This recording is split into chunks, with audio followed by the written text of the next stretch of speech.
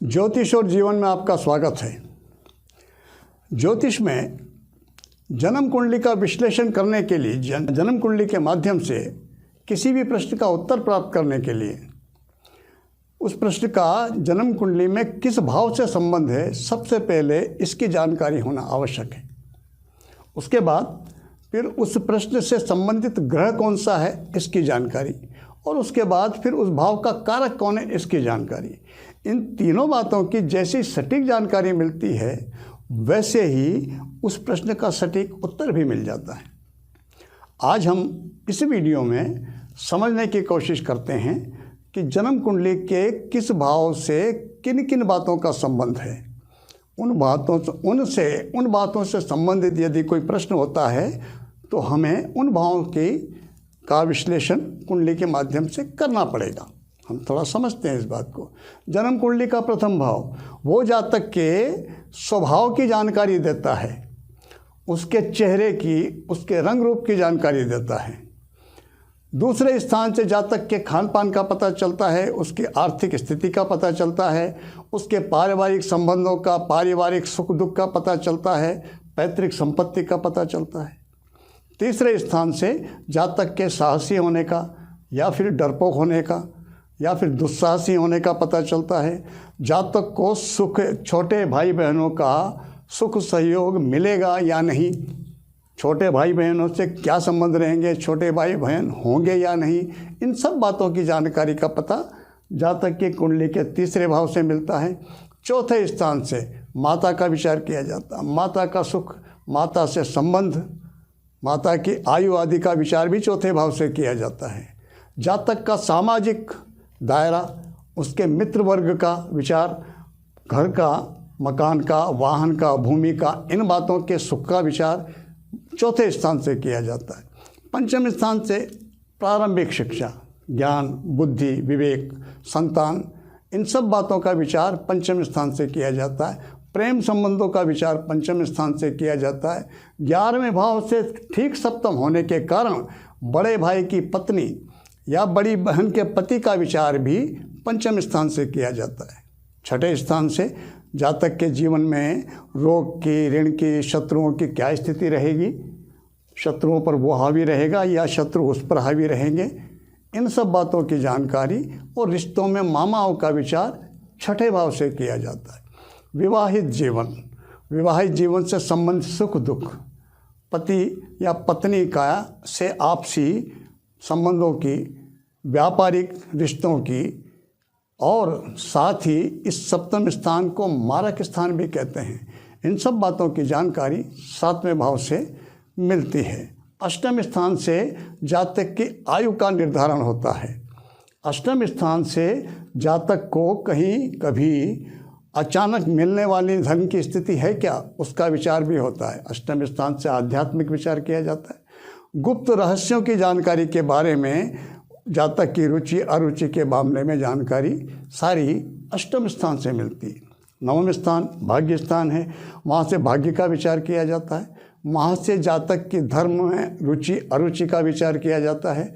वहाँ से धार्मिक यात्राओं का विचार किया जाता है। दशम स्थान से राजपक्ष की स्थिति, पिता से संबंधों की स्थिति, पिता से सुख या वैचारिक संबंधों की मतभेद आदि की जानकारी दशम स्थान से मिलती है। जातक को कौन से कर्म में सफलता या असफलता मिलेगी या नहीं मिलेगी, इन सब बातों की जानकारी भी दशम स्थान से की जाती है।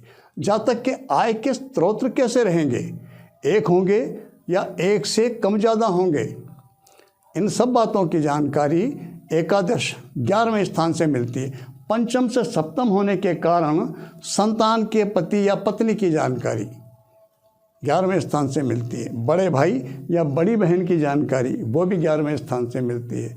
12वें स्थान से जातक के जीवन में नुकसान की, खर्च की क्या स्थिति रहेगी, विदेश से लाभ हानि की क्या स्थिति रहेगी, विदेश यात्राओं के योग बनते हैं या नहीं, और साथ ही शैया सुख, इन सब बातों की जानकारी जन्म कुंडली के 12वें स्थान से मिलती है। इस तरह से 12 ही भावों से ये एक संक्षिप्त हमने विचार किया। संक्षिप्त वैसे विस्तार से जाएं तो जितने विषय हैं वो सब के सब इन्हीं 12 भावों से देखे जाते हैं। हम आगे बाद में उनसे विस्तार में समझने की कोशिश बाद में करेंगे। ये जानने के बाद में जातक के ग्रह स्थिति देख करके उस प्रश्न का जवाब मिलता। एक छोटा सा उदाहरण से मैं आपको समझाने का प्रयास करता हूँ। किसी ने प्रश्न किया कि मैं किसी से प्रेम करता हूँ, उससे मेरा विवाह होगा या नहीं। अब हमने अभी देखा प्रेम का संबंध पंचम भाव से, विवाह का संबंध सप्तम भाव से। यदि पंचम भाव के स्वामी में और सप्तम भाव के स्वामी में शुभ संबंध बनता हो तो प्रेम संबंध विवाह में परिणत हो जाएगा। यदि इन दोनों भावों के स्वामियों में शुभ संबंध नहीं बनता है तो प्रेम संबंध विवाह में परिणत नहीं हो पाएगा। एक उदाहरण ले लेते हैं। दूसरा स्थान है जमा पूंजी का और 12वां स्थान है नुकसान का, खर्च का, व्यय का, आदि का। अगर इन दोनों में संबंध बनता है और यदि शुभ संबंध बनता है तो जातक का जमा पूंजी का व्यय सुख संसाधनों पे होगा, क्योंकि वो शैया सुख का स्थान भी, अच्छा रहन सहन का, सब बातों का विचार भी, व्यय का विचार भी 12वें स्थान से किया जाता है। और यदि संबंधों में कहीं अशुभता है तो जमा पूंजी में वो अशुभता नुकसान को दिखाएगी। हमको यही सूत्र इसी तरह से 12 ही भावों में किन किन भावों के स्वामी का किससे संबंध होने पर क्या परिणाम रहेंगे, ये हम अगले वीडियो में विस्तार से समझने का प्रयास करेंगे। इस वीडियो में इतना ही। नमस्कार।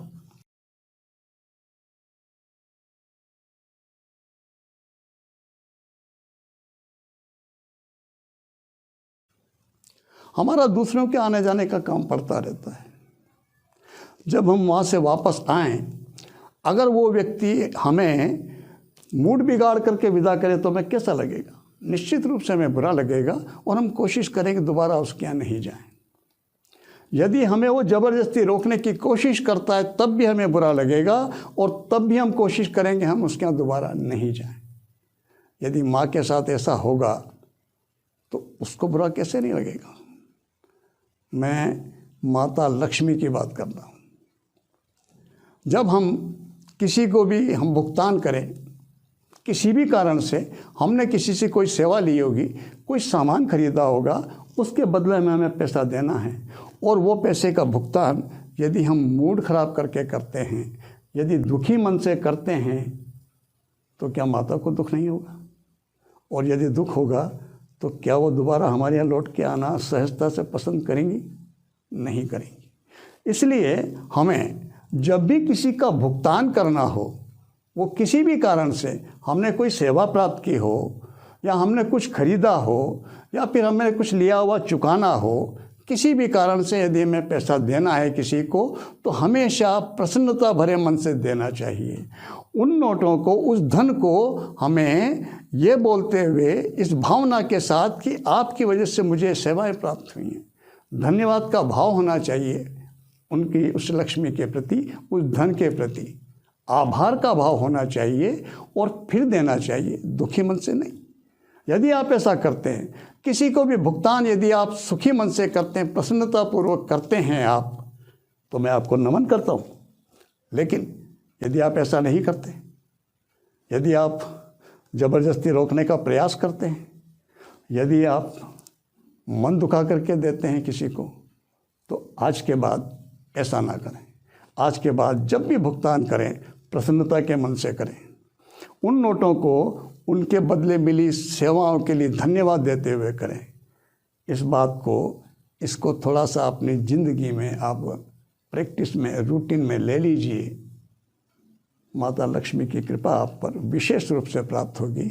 वो बहुत जल्दी आपके पास पुनः लौट करके आएंगी, ऐसा मेरा पूर्ण विश्वास है। इसी स्वर्णिम सूत्र के साथ आपको प्रणाम करता हूँ। नमस्कार।